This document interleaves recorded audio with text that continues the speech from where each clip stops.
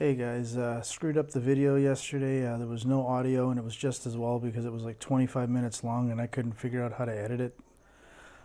So I'll try to keep it simple, top down kind of thing, and then a couple of stories from the show, and then we'll call it quits for tonight.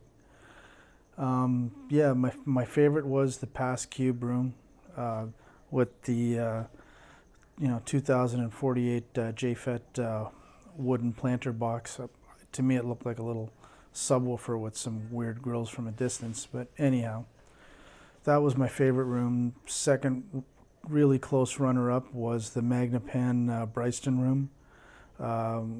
Wendell Diller, a great guy, and would not let me look for where the open baffle subs were. And yes, my friends, Magnapan is going open baffle woofers with the LRS pluses. Their goal is to give you the 30.7 sound with the size of an LRS with open baffle woofers sprinkled around your listening space. Supposed to be totally wife approval factor. All I know is we heard some really nice sound out of that room. There was that. Oh, Audio Note and Vincent Belanger, great guy. The system just sounded like incredible. Audio Note, it's the entire chain. It's the amplifiers, it's the speakers right up against the wall. Using the corners, but just a beautiful sound in that room. On the main floor, of course, PSB. That was one of the first places we hit. Well, the Clips room was the first place. The Jubilee is very intimidating looking, and at the show there, some people trashed it and all this. Look, they were there to show the statement piece. It was Paul Klipsch's last design, and Roy Delgado did all the improvements. And I'm sure in a proper setting with controlled acoustics, that thing will blow these things out of the water for sure. So, you go to a show to socialize, and yeah, when you hear a great sounding room, then you figure if it sounds good in that room, imagine what it'll sound like in your own home. That's the whole idea of the show, right?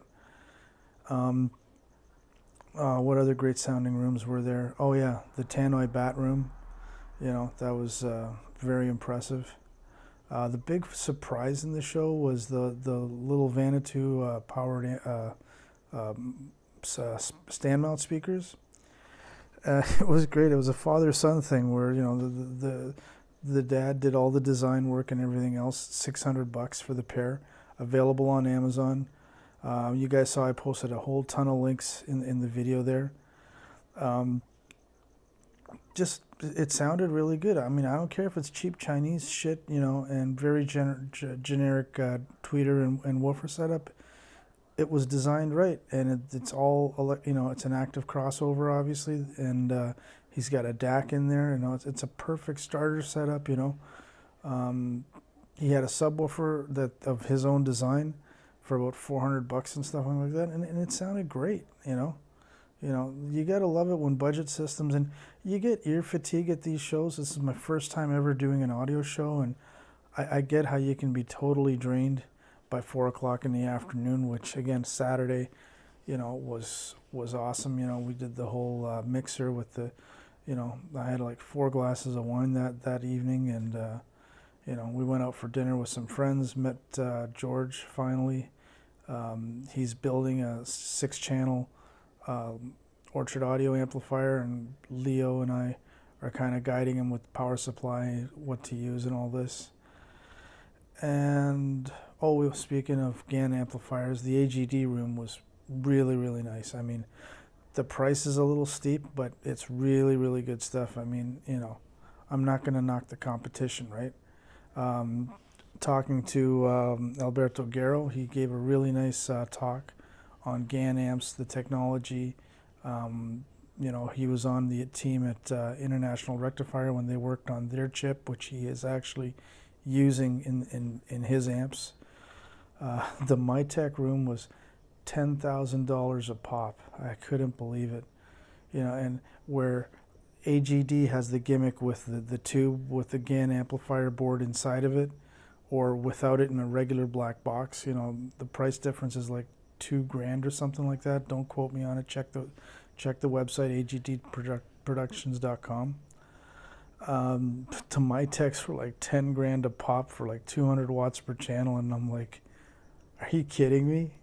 And what they did, they put a fake tube in the back that lights up when the amp's turned on, and I don't know what the deal is there. But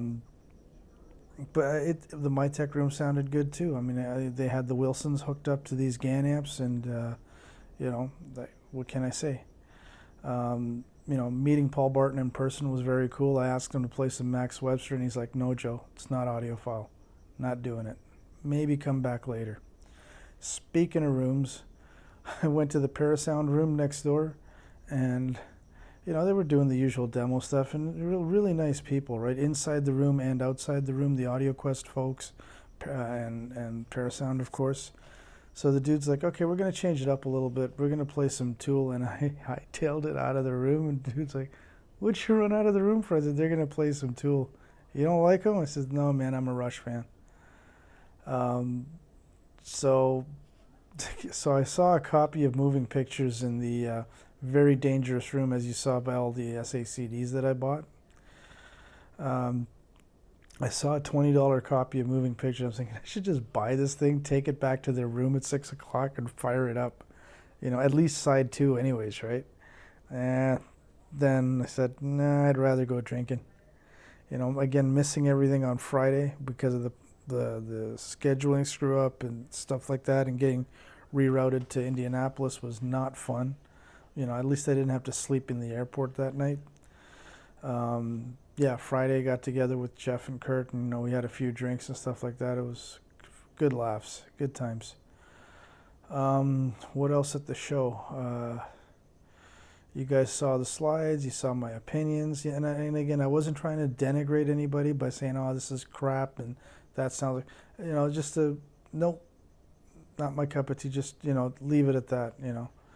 I've seen some of these Axpona 2022 videos, and they're like knocking this room, and they're saying that's bad. I'm like, guys, come on, it's an audio show. If they truly cared about the sound, which 99.9% of them do, right? But you're limited to the room that you're in, how much acoustic treatment you brought with you, how you set up the speakers, you know, and all this other, you know, stuff. So, you know, when they start seeing all that stuff, it's like, no. Yeah, of course, there was a lot of eye candy as far as audio equipment was concerned. Tons and tons of audio pornography. It was amazing, you know, from the Wilsons to the big horns that you saw. It was just lots and lots of cool stuff there. You know, meeting both David Jansen. His room sounded amazing. He's got the way his electrostatic hybrids are. He's got like a stereo everywhere kind of thing. It's kind of like a 901, but brought up to, you know, 2022 standards, right? But it was really nice. It was like you still had a phantom center, but you had more of a phantom center depending on where you sat in the room. And again, he's doing it with, like you said in the video, Hypex amps, basic DSP built into the Hypex modules. So yeah, and again, if you don't like that, you don't have to. It's any color you like, essentially. You don't want all that DSP stuff and Hypex. Just buy the speakers as is without the side firing drivers. And trying to think what else was the highlights, you know. Fucking Paradigm, man. Paradigm. They rented a small room. I forget what floor it was on. I wanted to check out the Founder series, right? And you couldn't get in there to save your life. We missed a couple of rooms, kind of on purpose. At the same time, it wasn't really both Kurt's or my cup of tea. Like, we stayed away from the Focal room because, you know, we got club members with Focals and stuff like that, and yeah, it's again, it's a sound. Thomas loves them, God bless him, but it wasn't really for me. And again, we didn't go in the rooms, but having friends with very, you know, number 2 Focal Cantas and all this, you know, it's not really my thing. Let me see. We couldn't find the von Schweikart room to save our lives, and it was right there on the main floor, but I guess we missed it. Saw the VAC setups. There was, you know, lots and lots of tubes.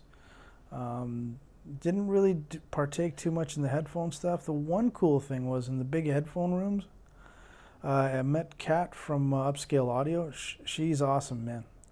We were talking about I may be getting through my uncle up in Canada one day. A dual 1219, I think it's either I'm pretty sure it was a 1219, not a 1229. Could be in my possession one day.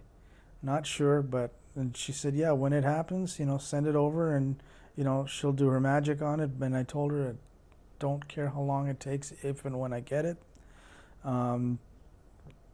So yeah, really, really cool folks. I mean, didn't meet Kevin Deal, but I'm sure if I did, it would have been a few good laughs. And I've bought stuff off of them before. When I had the Gelita amp, right? I put the KT150s in there that were cryoed. Those were from Upscale. The 6H30s in the BAT preamp, those came from Upscale Audio. And what else? This is what happens when you do a video like this 3 days later, and I took 0 notes. The PSB room, again, as you saw in my comments, the equipment didn't do Paul speakers justice. I knew there was all kinds of potential there, but I just did not like the sound of those NAD amplifiers. And you know, I had my run-in with the NAD amps 2 years ago over at Ron's place when they couldn't drive my 901s to save their lives. The little M10, the version 1. But even we heard the bigger NAD, you know, on the mid-size Synchrony towers, didn't really float my boat, man. Yeah. So basically, that's my wrap up for the show. Oh yeah, forgot one more funny one. Fucking, what's that? OCD Mikey and that dude Jay, you know, the big guy with the muscles. They were having a impromptu, unsanctioned debate outside. I think it was up on the mezzanine on the second floor, and it was a word of mouth thing, and there was quite a few people there, right? I wound up supporting OCD Mikey's views. I'm not even, I used to subscribe to his channel, but then it got too weird for me, and seeing the guy in person live, and I'm like, damn, he's actually onto something here. You know, like he's making sense. Jay was just talking about all the high-end stuff that I'll never afford and could care less if I could. What else? I think that's it, guys. I can't think of anything, you know, earth-shattering, but it was my very first audio show. It was a lot of fun, and it's really grueling. Saw Randy in one of the hallways, didn't really say hi because I don't know the guy, right? And plus, you could see he was tired. Everybody was tired. By Sunday afternoon, everyone had their share, but you know, you got to give it to these people that are running the exhibits. I mean, they're there since what, Wednesday, Thursday, setting stuff up, and you know, having to deal with people and talk to people for 3-4 days in a row. It's a lot of work. Yeah, guys, that's basically it for tonight. You know, the video's got over 1,000 views, which, you know, thank you everyone. You know, that's awesome. I hope everybody watches this video after they watch that video. And have a good rest of your week, folks. And I'll probably drop another video next week on another topic. All right, have a good one. Thanks.